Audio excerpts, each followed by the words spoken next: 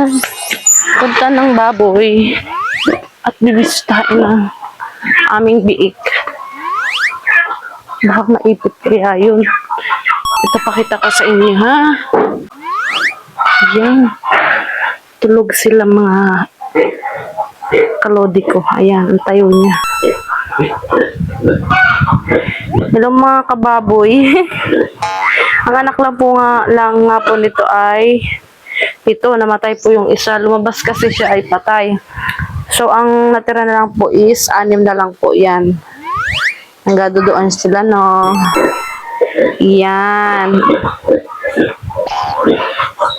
Dito ko siya kinulong sa isang kulungan.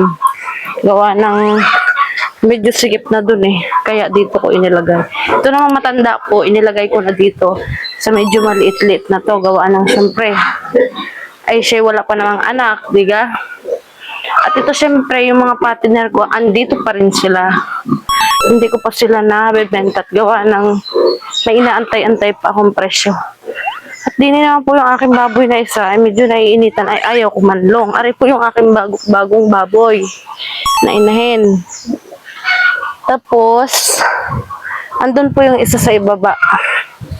Yung isa kong matandang inahin. Andun, ayun. Kita nyo ba guys? Ayan, nakalugmok siya dyan. At din po yung aming likod ng bahay. Puno na nyug at ito po yung manggahan, ari santulan, at ari ang aming babuyan. Ayan. Ito yung likod ng aming bahay, puro niyugan. At doon may baba din po yan. Dati pong ilog yun doon sa ibaba. Yan.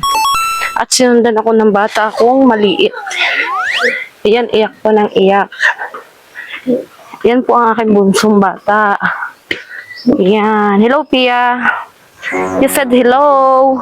You said hello. Hello. Sama baboy. Ay.